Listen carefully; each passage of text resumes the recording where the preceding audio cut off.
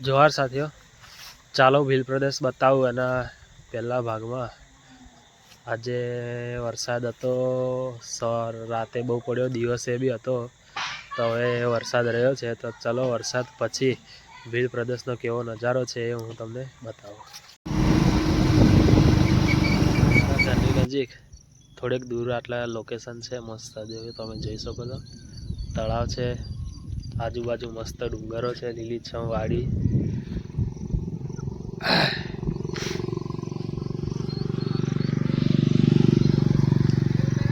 વરસાદની સિઝનમાં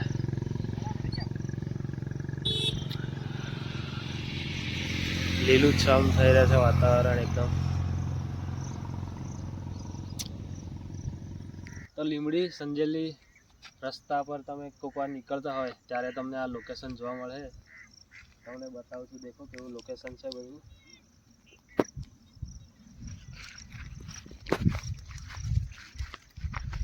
વાદળો જાણે ડુંગરોને અડી રહ્યા હોય.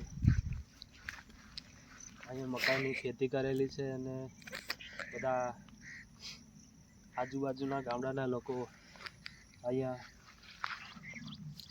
ગાયો ભેંસો ચરાવતા હોય, બકરીઓ ચરાવતા હોય ત્યારે આ વાતાવરણને નિહાળવાની શું મજા જે હોય.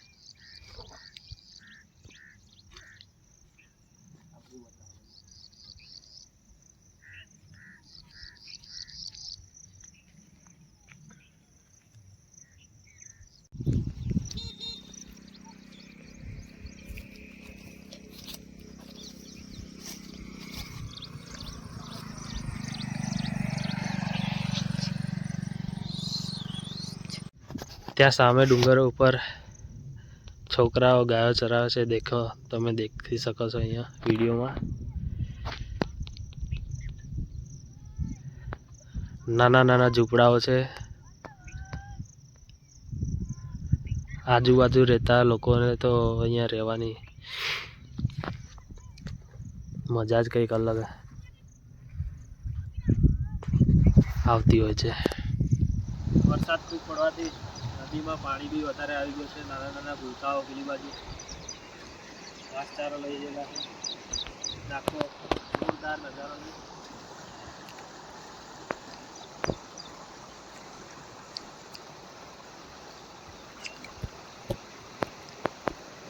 તમે જોઈ શકો છો.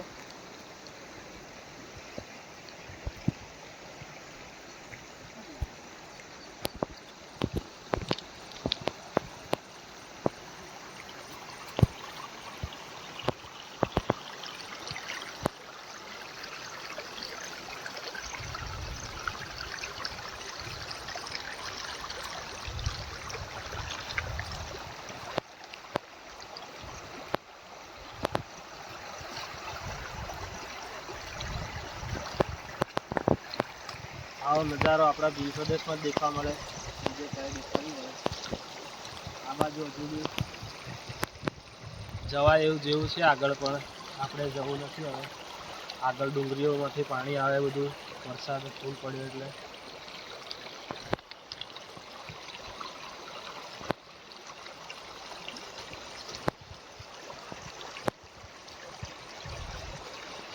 ચલો આગળ જઈએ.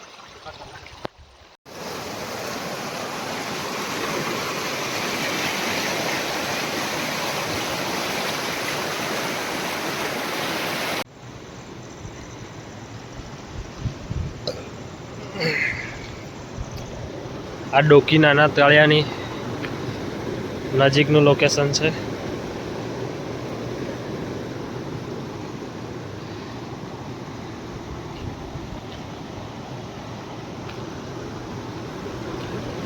આવા આપણા ભીલ પ્રદેશમાં કેટલા એવા ખરા લોકેશનો છે જે આપણે દેખેલા નથી હોતા. ફરીને વિડીયો બનાવીને આપણે આવી ગયા છે પાછા ઘરે.